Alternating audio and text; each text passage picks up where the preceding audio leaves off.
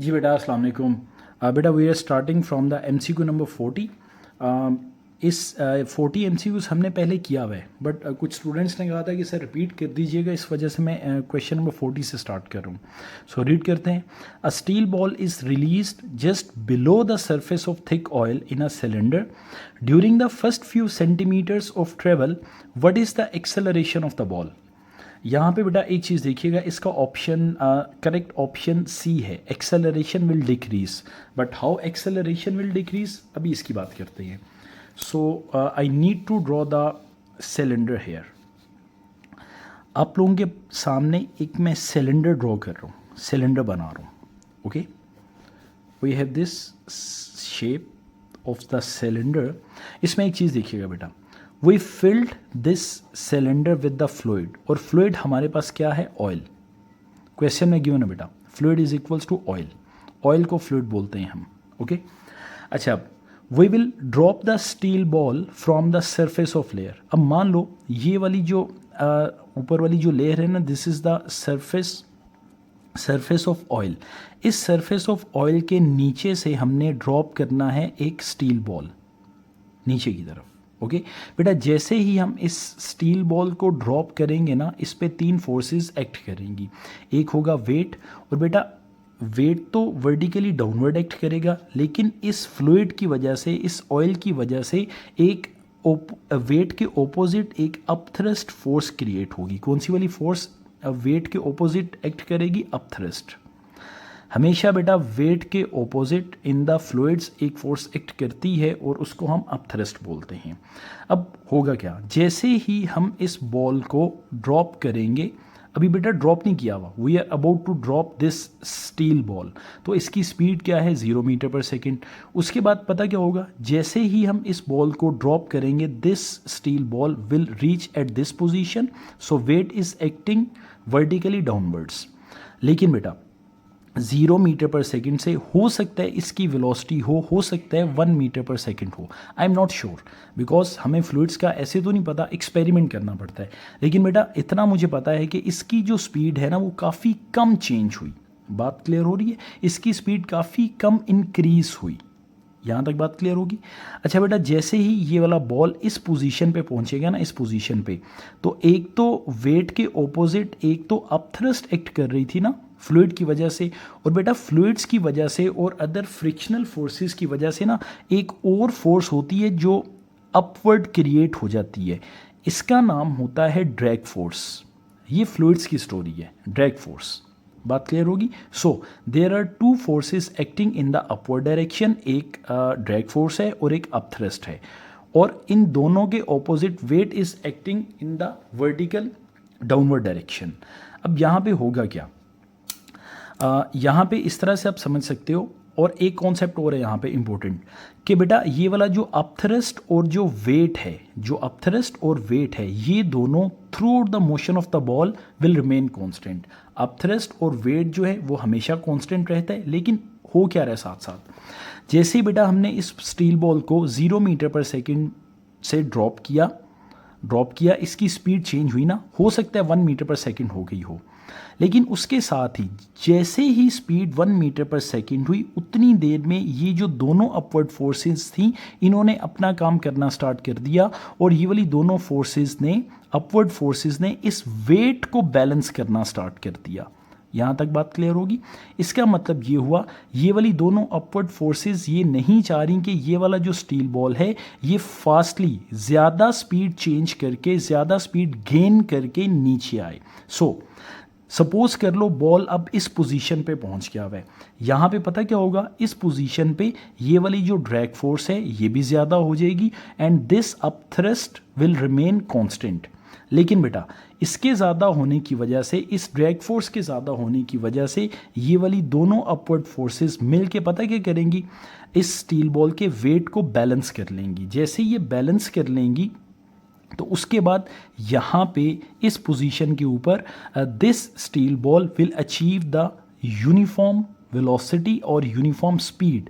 और बेटा आप सबको पता है कि जब भी कोई भी ऑब्जेक्ट यूनिफॉर्म स्पीड या यूनिफॉर्म वेलोसिटी गेन कर ले, वहाँ पे एक्सेलरेशन भी ज़ीरो हो जाता है। क्यों? क्योंकि रिजल्टेंट फोर्स भी वहाँ पे क्या हो जाती है? ज़ीरो। यहाँ तक बात क्लियर होगी।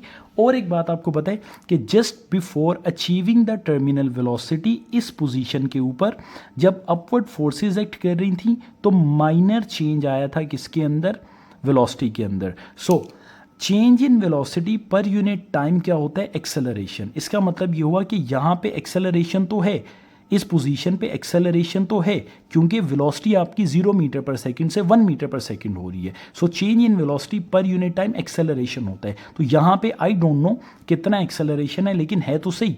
अब ये वाला एक्सेलरेशन पता क्या करेगा, ये वाला एक्सेलरेशन डिक्रीज होता होता होता होता होता इस पोजीशन पे आके जब ऑब्जेक्ट टर्मिनल वेलोसिटी अचीव करता है ना तो ज़ीरो हो जाता है।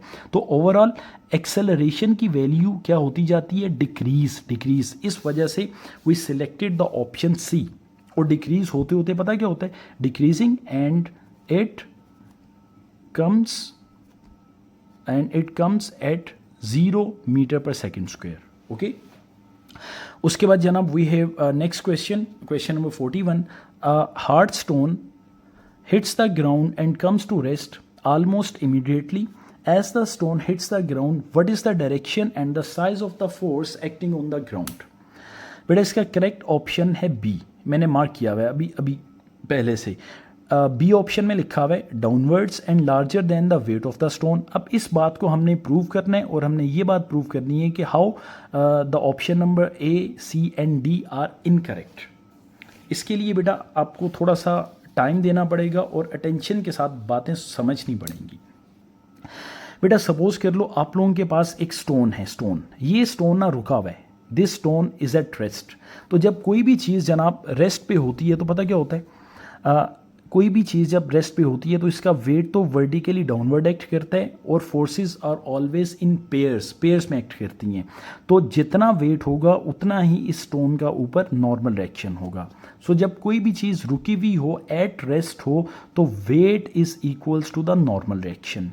ये वाली बात तो पता है ना आपको। ओके, अब इसी तरह in this case this stone is falling downward. तो यहाँ पे अब एक चीज़ देखिएगा, this stone is falling downward. मैं नीचे करूँ, yes, this stone is falling downward. बेटा जब ये वाला स्टोन नीचे आएगा तो क्या होगा, weight is acting vertically downward. यहाँ तक बात क्लियर होगी। अच्छा, वेट क्या होता है बाय द वे, वेट होता है पुल ऑफ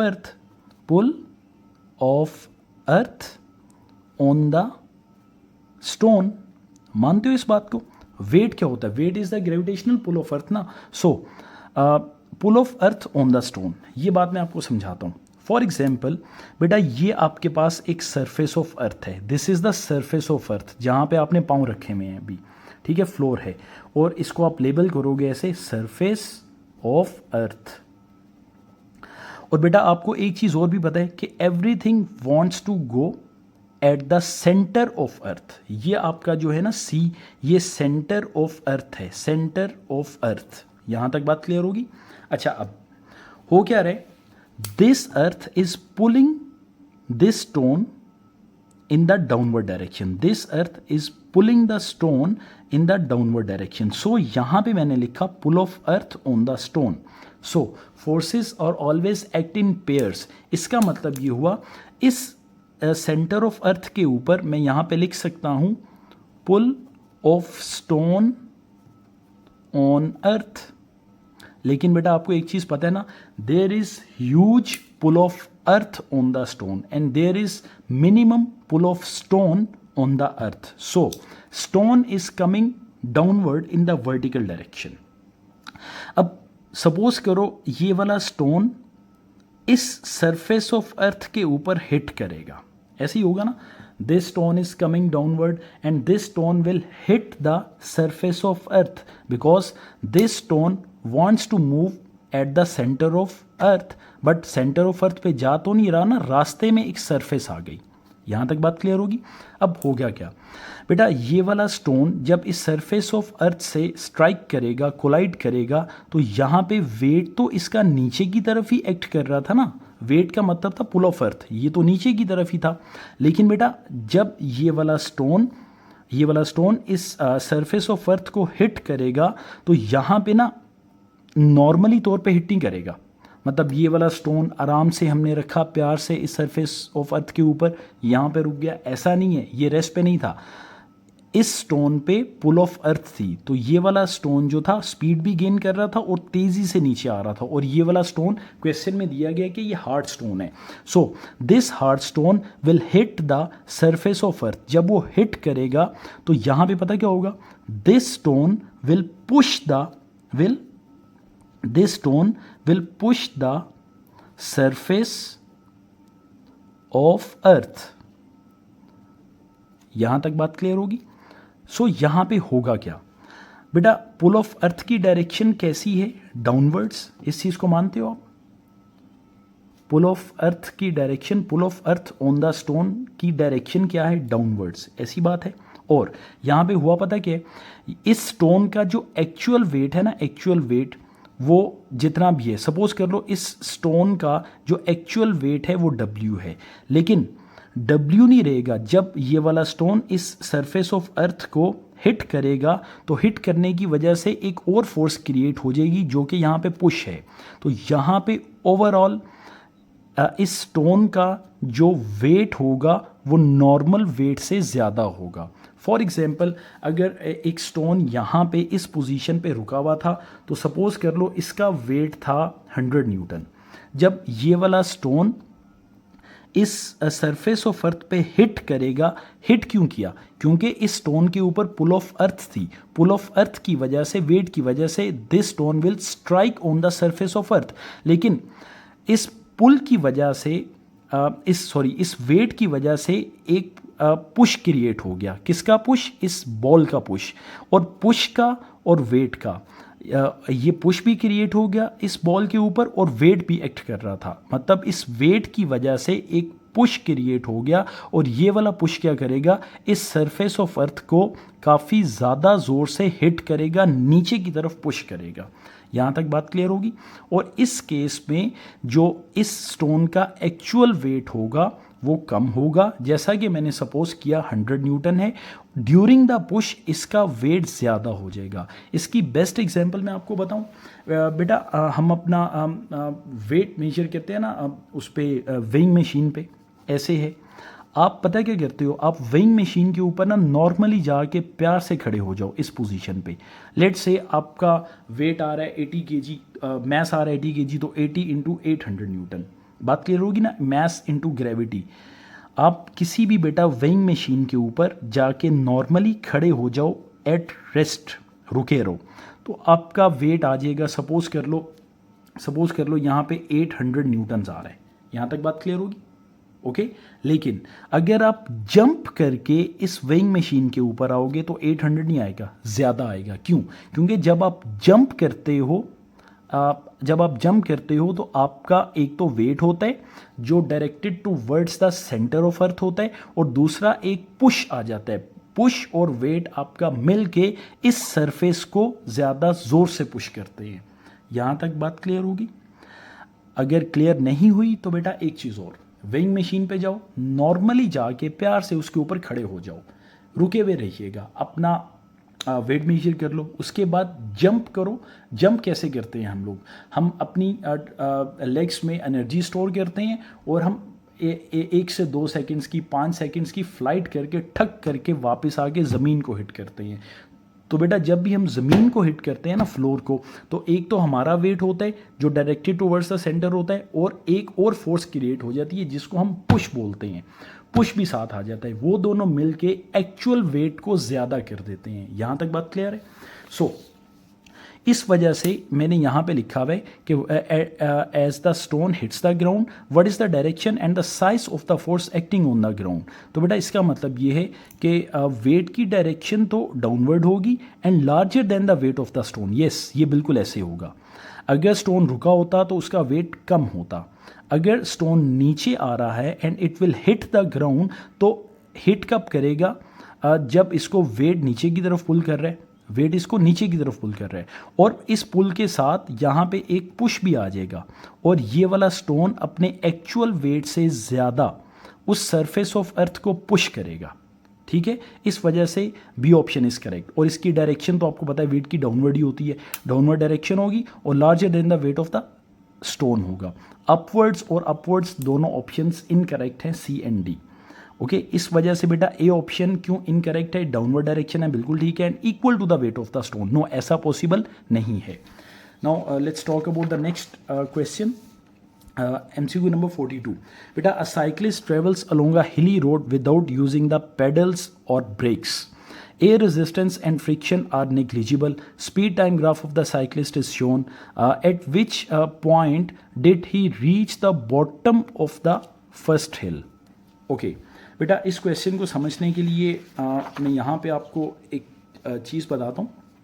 एक साइकिलिस्ट है जो पैडल्स और ब्रेक्स के बगैर हिली रोड के ऊपर, हिली रोड पे ट्रेवल कर रहे हैं। इसकी एग्जांपल बेटा इस तरह से है कि सपोज करो आपके पास ये एक हिली रोड है, हिली रोड, इस टाइप का एक हिली रोड है। एक साइकिलिस्ट है यहाँ पे, ये साइकिलिस्ट जब यहाँ से चलना स्टार्ट करेगा without pedals and brakes, without pedals and brakes, तो होगा क्या, जैसे ही बेटा ये चलना स्टार्ट करेगा तो इसकी स्पीड इनिशियली तो 0 मीटर पर सेकेंड होगी ना। इसकी स्पीड बेटा जैसे ये साइकिलिस्ट यहाँ से चलना स्टार्ट करेगा, इसकी स्पीड क्या होगी, 0 मीटर पर सेकेंड। उसके बाद हो क्या रहा है, ये साइकिलिस्ट जा भी नीचे रहा है और फोर्स भी नीचे की तरफ ही होती है ना, weight is acting vertically downwards, weight अभी नीचे की तरफ एक्ट कर रहा है।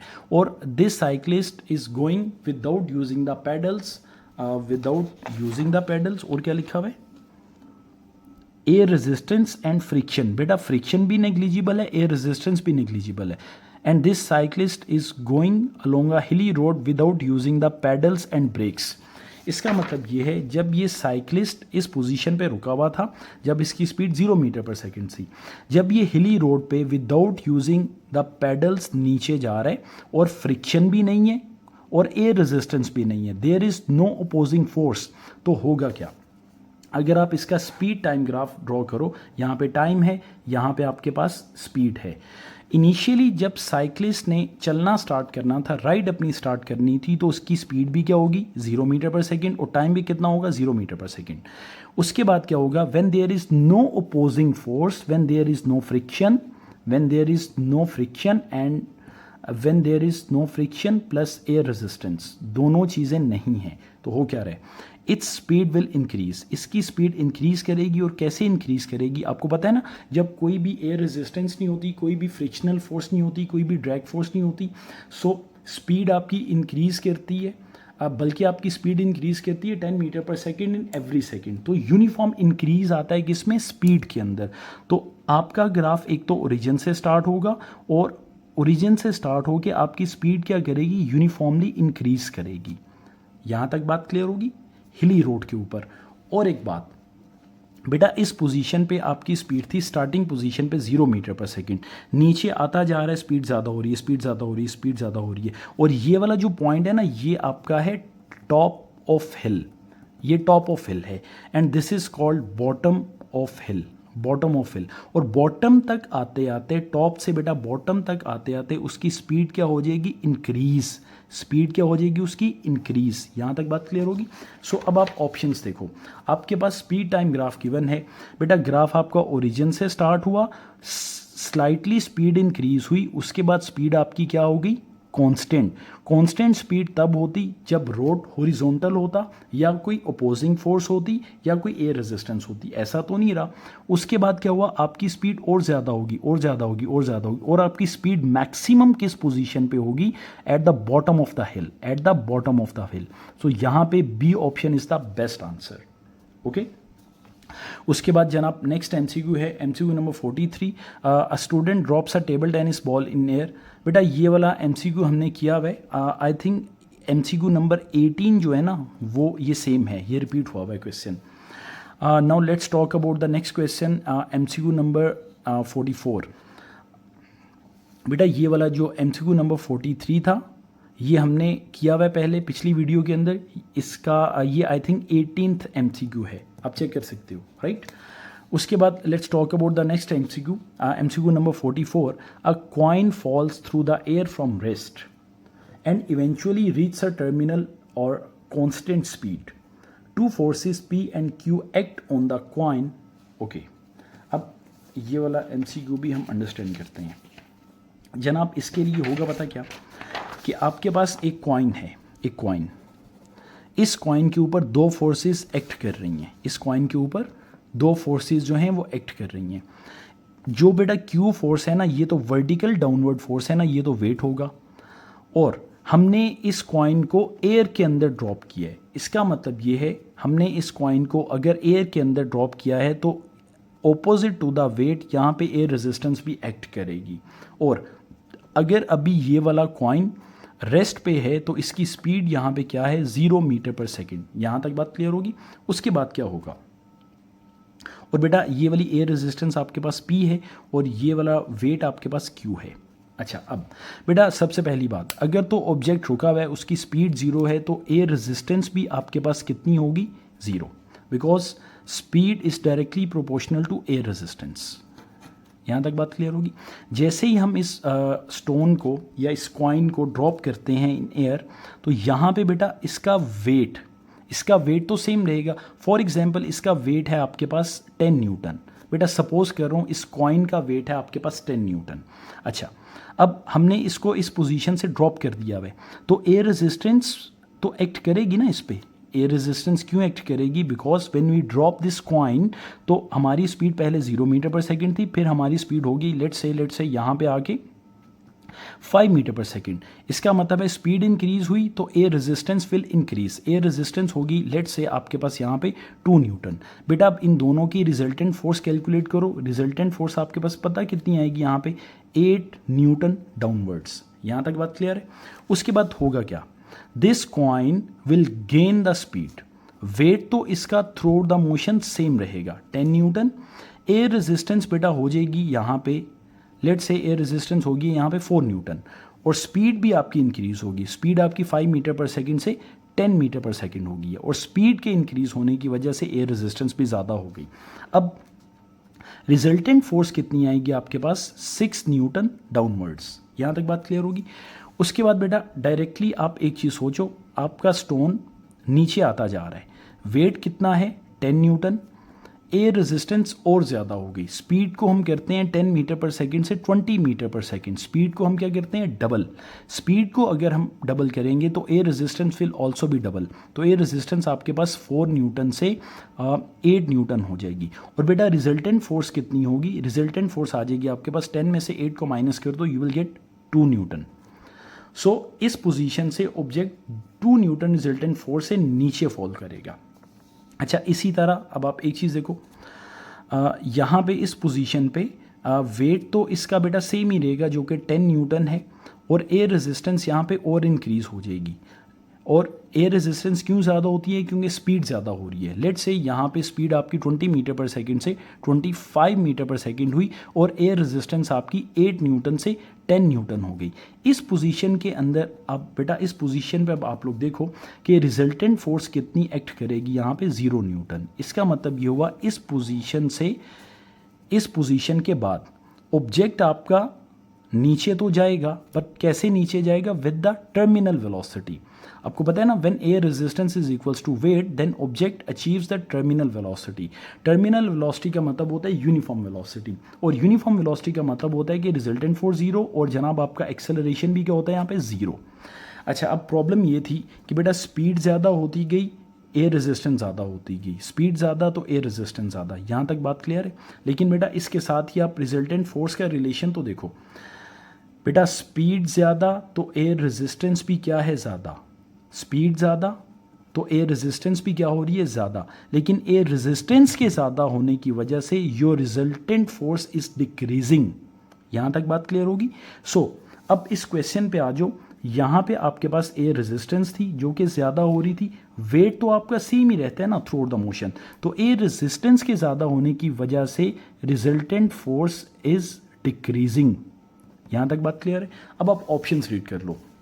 What happens to the force P and to the resultant force acting on the coin before it reaches the constant speed? बेटा constant speed पे पहुंचा नहीं है, कांस्टेंट स्पीड से पहले की बात है, वहाँ पे आपने रिजल्टेंट फोर्स बतानी है और what happens to the force P। बेटा P आपका जो एयर रेजिस्टेंस है वो इंक्रीज करेगी और जो रिजल्टेंट फोर्स है आपकी वो डिक्रीज करेगी। सो P इंक्रीज करेगा। A option incorrect, B option incorrect, C option. Force P is increasing and resultant force decreasing. Yes बेटा, C option is correct. Okay, D option में बेटा दोनों चीज़ें इंक्रीज नहीं कर सकती, हमने अभी रिलेशन पढ़ा। उसके बाद जनाब we have MCQ number 45। The diagram shows a motorcyclist leaning over in order to move around a corner, which force causes him to move around the corner. बेटा कोई भी चीज़ जब सर्कुलर मोशन में होती है तो तब एक ही फोर्स उस पर एक्ट करती है, वो क्या होती है? Centripetal force directed towards the centre, radially inward. और सेंट्रीपिटल फोर्स को हम किससे रिप्रेजेंट करते हैं? FC से, जो अलोंग द रेडियस होती है। सो बेटा अगर बाइक आपका लेफ्ट साइड पे टिल्ट कर रहा है तो ये ए ऑप्शन ही है जो आपका सेंट्रीपिटल फोर्स के इक्वल होगा। ये MCQ हमने 3 से 4 दफ़ा इसी कॉन्सेप्ट पे बात की हुई है। Now let's move on the next question. बेटा MCQ number 46। A velocity is given by the change in displacement divided by change in time. How many vector quantities appear in this statement. पता नहीं video में नज़र आ भी रहा था या नहीं, चलो मैं दोबारा रीड कर देता हूँ। बेटा velocity is given by the change in displacement divided by change in time, how many vector quantities appear in this statement. तो बेटा सबसे पहले इस स्टेटमेंट के अंदर velocity is a vector, displacement is a vector and time is a scalar quantity. यहाँ तक बात क्लियर होगी। सो कितनी क्वांटिटीज इस स्टेटमेंट के अंदर वेक्टर हैं? 1 and 2। So we will select the option number C, 2। इसके बाद जनाब नेक्स्ट MCQ है आपके पास। A ball starts to roll down a steep slope and then along rough horizontal ground. A ball starts to roll down a steep slope then along the rough horizontal ground, which graph best shows the speed of the ball. इसका मतलब ये हुआ बेटा किस जगह पे, यहाँ पे समझाता हूँ आपको। A ball starts to roll down a steep slope. Okay बेटा सबसे पहले एक चीज़ देखिएगा, आपके पास एक स्टीप क्या है? स्लोप। उसके बाद आपके पास एक रफ हॉरिजॉन्टल रोड है। So this is called rough horizontal road. बेटा रफ हॉरिजॉन्टल रोड का मतलब ये है कि यहाँ पे फ्रिक्शन जो है वो एक्ट कर रही है, फ्रिक्शन यहाँ पे ज़्यादा है as compared to the steepness वाला रोड। अब होगा क्या? आपके पास क्या था इस क्वेश्चन में? बॉल। बेटा हमारे पास एक बॉल है, इस बॉल को हमने यहाँ से रिलीज़ करना है and this ball will go downward. Simple सी बात है। अब जैसे ही बेटा हम इसको रिलीज़ करेंगे या ड्रॉप करेंगे इस पॉइंट से, तो रिलीजिंग पॉइंट पे हमेशा ड्रॉपिंग पॉइंट पे स्पीड, इनिशियल स्पीड आपके पास 0 मीटर पर सेकेंड होगी और टाइम भी आपके पास क्या होगा? 0 सेकेंड। इसका मतलब ये हुआ जो हमारा स्पीड टाइम ग्राफ है बेटा, जो हमारा स्पीड टाइम ग्राफ है वो हमारा ओरिजिन से स्टार्ट होगा, जहाँ पे टाइम भी आपके पास 0 होगा और स्पीड भी आपके पास 0 होगी। यहाँ तक बात क्लियर होगी। सो हमारा स्पीड टाइम ग्राफ 0 से स्टार्ट होगा, ओरिजिन से। इसका मतलब ये हुआ कि जो भी ग्राफ आपके ओरिजिन से स्टार्ट नहीं हो रहे वो इनकरेक्ट हैं। यहाँ पे देख लें B option is incorrect and बाकी तो सब ओरिजिन से स्टार्ट हो रहे हैं। ओके अब आगे बात करते हैं बेटा। इस स्टीपनेस वाले रोड के ऊपर आपको पता है कोई भी फ्रिक्शनल फोर्स मेंशन नहीं है क्वेश्चन में। इसका मतलब ये है कि direction of motion of the ball भी नीचे की तरफ है और बॉल का वेट भी नीचे की तरफ ही एक्ट कर रहा है और बॉल की स्पीड इस स्टीपनेस वाले रोड पे ज़्यादा होती जाएगी and when the ball reach at its bottom place, तो यहाँ तक स्पीड क्या हो जाएगी? मैक्सिमम। और इस पोर्शन के अंदर कोई भी फ्रिक्शनल या अपोजिंग फोर्स या एयर रेजिस्टेंस या ड्रैग फोर्स नहीं गिवन। इसका मतलब ये हुआ पहले तो आपका ग्राफ ओरिजिन से स्टार्ट होगा और स्ट्रेट लाइन होगा, ठीक है, स्पीड इज इंक्रीजिंग यूनिफॉर्मली। उसके बाद क्या होगा? When this ball enters at the horizontal road. बेटा हॉरिजॉन्टल रोड पे रहते हुए ना इसकी स्पीड इंक्रीज तो नहीं करेगी ना, क्योंकि आपकी स्टीपनेस तो ख़त्म हो गई, पहली बात। दूसरी बात ये है इस रफ हॉरिजॉन्टल सरफेस पे रफनेस की वजह से फ्रिक्शन भी एक्ट करेगी, तो आपके बॉल की स्पीड वापस क्या करेगी? डिक्रीज। अच्छा अब डिक्रीज करते करते हमें नहीं पता कि वो इतनी ज़्यादा फ्रिक्शन थी कि वो ज़ीरो पे आ गई, ऐसी कोई इन्फॉर्मेशन नहीं गिवन। सो हमें इतना पता है हमारा ग्राफ ओरिजिन से स्टार्ट होगा, यूनिफॉर्मली इंक्रीज क्यों करेगा, क्योंकि स्टीपनेस थी, स्पीड विल इंक्रीज यूनिफॉर्मली। और जनाब अगर स्पीड यूनिफॉर्मली इंक्रीज करेगी तो स्पीड एक मैक्सिमम पॉइंट पे पहुंचेगी ना, जब बॉल आपका बॉटम पे होगा। उसके बाद when the ball enters in the rough horizontal surface, so friction is acting, opposing force is acting, so the speed of the ball is getting slow। यहां तक बात क्लियर होगी। अब कितना स्लो हो रहा है ये हमें नहीं पता। सो यहाँ पे एक चीज़ देखिएगा बेटा, ए ऑप्शन की बात करो, आपकी स्पीड यूनिफॉर्मली इंक्रीज हुई, उसके बाद ये वाला पोर्शन देखें, यहाँ पे तो स्पीड आपकी यूनिफॉर्म रह रही है, ऐसा तो नहीं है, क्योंकि रफ हॉरिजॉन्टल रोड पे फ्रिक्शन भी एक्ट कर रही थी, तो स्पीड का स्लो होना ज़रूरी था। सो ए ऑप्शन इज़ इनकरेक्ट। उसके बाद जनाब सी ऑप्शन आप देखिएगा, सी ऑप्शन पे क्या है, स्पीड इज़ इंक्रीजिंग यूनिफॉर्मली, बिल्कुल करेक्ट। ग्राफ हमारा ओरिजिन से भी स्टार्ट हो रहा है, बिल्कुल correct, but speed is getting slow down, और यहाँ पे देखो स्पीड की वैल्यू क्या होगी, ज़ीरो।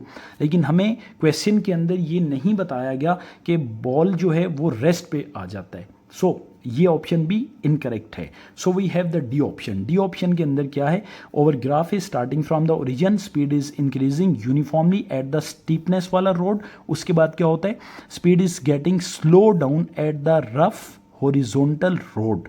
ये स्टीपनेस का ग्राफ है जहाँ पे आपकी स्पीड यूनिफॉर्मली इंक्रीज कर रही थी when there is no opposing force, और ये आपका रफ हॉरिजॉन्टल वाला ग्राफ है, रफ हॉरिजॉन्टल रोड वाला।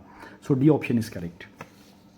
उसके बाद जनाब नेक्स्ट एमसीक्यू है हमारे पास 48। A car is stationary at a set of traffic lights, when the lights turn green the car begins to move and continues to speed up until it reaches the maximum speed allowed. It continues to travel at this constant speed for the rest of the journey. What happens to the acceleration and to the velocity of the car during this journey? बेटा इस case के अंदर ना दोनों चीज़ें change होती हैं, acceleration भी चेंज हो रहा है ए ऑप्शन के अंदर, और वेलोसिटी भी चेंज हो रही है। ए ऑप्शन इज करेक्ट। अब ये कैसे करेक्ट है उसकी बात कर लेते हैं। बेटा सबसे पहले तो गाड़ी इज एट स्टेशनरी पोजीशन ना, तो एक गाड़ी है आपके पास, ये रुकी हुई है, इट इज़ एट रेस्ट। जब ये रुकी हुई है, when this car is at rest, it is not moving, तो this car is not accelerating. Okay, when the driver sees the green lights, then गाड़ी विल मूव और the car will move in the right direction. Suppose कर लो, अब यहाँ पे एक चीज़ है कि बेटा गाड़ी मूव क्यों करती है। गाड़ी मूव करती है जब इंजन फोर्स लगाता है। फोर्स क्या होता है, force is directly proportional to acceleration. इसका मतलब ये है कि if the engine of a car is applying force, तो फोर्स ज़्यादा हो रही है तो गाड़ी विल एक्सेलरेट। यहाँ तक बात क्लियर होगी। तो गाड़ी will accelerate in the right direction. उसके बाद क्या होगा, राइट डायरेक्शन में जाएगी। इसका मतलब है कि car is accelerating. Okay, so acceleration तो होगा, लेकिन बेटा एक्सेलरेशन का मतलब क्या होता है, change in velocity per unit time. इसका मतलब ये है कि अगर गाड़ी एक्सेलरेट कर रही है तो उसकी वेलोसिटी तो चेंज हो रही है ना, change in velocity per unit time. So इस केस के अंदर acceleration and velocity both will change. Now we have MCQ number 49। A table tennis ball, बेटा a table tennis ball is released from the top of an evacuated tube. Evacuated tube का मतलब ये है कि when there is no air, vacuum है। अब आपको एक चीज़ पता है ना बेटा, जब भी हम किसी भी चीज़ को वैक्यूम में विदाउट एयर ड्रॉप करते हैं तो इनिशियली जब ये बॉल रुका हुआ है तो इसकी स्पीड क्या है, 0 मीटर पर सेकेंड। जो ही हम इसको ड्रॉप करेंगे तो बेटा इसका वेट किधर एक्ट करेगा, डाउनवर्ड। और आपको एक चीज़ और भी पता है, फ्री फॉल के अंदर only one force, only the gravitational force is acting on the object. So जैसे ही हम इस ट्यूब के अंदर, इस वैक्यूम के अंदर इस बॉल को ड्रॉप करेंगे, weight is acting vertically downward. Weight क्या करेगा, डाउनवर्ड एक्ट करेगा। बट बेटा without air there is no upward force. Upward force कोई है ही नहीं। जब बेटा विदाउट एयर का ग्राफ होता है, आपने पढ़ा हुआ अच्छे तरीके से, जब भी विदाउट एयर हम किसी भी चीज़ को ड्रॉप करते हैं सो उसकी वेलोसिटी क्या होती है, इंक्रीज। स्पीड क्या होती है, इंक्रीज। सो हम किसी भी चीज़ को जब विदाउट एयर ड्रॉप करेंगे उसकी स्पीड क्या होगी, 10 मीटर पर सेकेंड इंक्रीज आएगा इन एवरी सेकेंड। ओके। सो जब बॉल इस पोजीशन पे पहुंचेगा स्पीड और ज़्यादा हो जाएगी, जब बॉल नीचे आएगा और नीचे फॉल करेगा उसकी स्पीड और ज़्यादा हो जाएगी। और जब हम कभी भी किसी भी ऑब्जेक्ट को या बॉल को विदाउट एयर ड्रॉप करते हैं तो उसकी स्पीड इंक्रीज होती है। ड्रॉप होते हुए, फॉल करते हुए विदाउट एयर उसकी speed 10 metre per second increase होती है in every second. So, which graph shows how the speed of the ball changes with time as it falls to the bottom of the tube? Bottom of tube तक उसकी speed maximum होगी। सो हम graphs देखते हैं। बेटा सबसे पहले जब बॉल रुका हुआ था उसकी स्पीड क्या थी, ज़ीरो, टाइम क्या था, ज़ीरो। सो जो ग्राफ आपके ओरिजिन से स्टार्ट नहीं हो रहे ना वो तो इनकरेक्ट हैं। ये C and D options are incorrect because these two graphs are not starting from the origin. उसके बाद बेटा बी ऑप्शन देख लो। बी ऑप्शन का ग्राफ ओरिजिन से तो स्टार्ट हो रहा है लेकिन इस पोजीशन के ऊपर अब आप देखो this speed is getting uniform, ये स्पीड आपकी यूनिफॉर्म हो रही है। ऐसा तो नहीं होता ना, ऐसा तब होता है जब अपोजिंग फोर्स एक्ट करती है, जब एयर रेजिस्टेंस एक्ट करती है। So A option is the best answer. क्यों? क्योंकि बेटा यहाँ पे स्पीड देखो, स्पीड आपकी इंक्रीज हो रही है यूनिफॉर्मली। तो कोई भी चीज़ जब विदाउट एयर फॉल होती है तो स्पीड आपकी यूनिफॉर्मली इंक्रीज करती है। So A option is the correct answer. उसके बाद जनाब हम MCQ नंबर 50 की बात करते हैं। बेटा यहाँ पे एक चीज़ देखिएगा, हमें स्पीड टाइम ग्राफ गिवन है, हमने क्या बताना है, what is the acceleration of the car at the 30 second. बेटा 30 सेकेंड के ऊपर हमने एक्सेलरेशन बताना है। तो आपको पता है ना स्पीड टाइम ग्राफ की जो स्लोप या स्पीड टाइम ग्राफ का जो एक्सेलरेशन होता है वो किसके इक्वल होता है, स्पीड टाइम ग्राफ का एक्सेलरेशन स्लोप के इक्वल होता है। सो बेटा 30th सेकेंड के ऊपर एट द 30 सेकेंड अब आप देख सकते हो इस ग्राफ की स्लोप। तो यहाँ पे देखो बेटा 30th सेकेंड के ऊपर ये आपके पास एक फ्लैट रोड है, फ्लैट रोड। तो फ्लैट रोड का मतलब होता है इस फ्लैट रोड का मतलब क्या है, ज़ीरो स्लोप। तो ज़ीरो स्लोप का मतलब क्या है, ज़ीरो एक्सेलरेशन। बात क्लियर होगी यहाँ पे। और बेटा हमारा ऑप्शन होगा यहाँ पे ए, ज़ीरो। एक चीज़ और बेटा, इस पर्टिकुलर 30 सेकेंड के ऊपर इस पॉइंट पे अगर आप टेंजेंट ड्रॉ करो तो टेंजेंट आपका यहाँ पे क्या बन रहा है, हॉरिजॉन्टल। हॉरिजॉन्टल का मतलब ये है कि your speed is not changing, it is still at 25 metre per second. So when there is no change in speed there is no acceleration. बात क्लियर होगी यहाँ पे। So zero. Thank you so much, see you in the next video. Thank you, अल्लाह हाफिज़।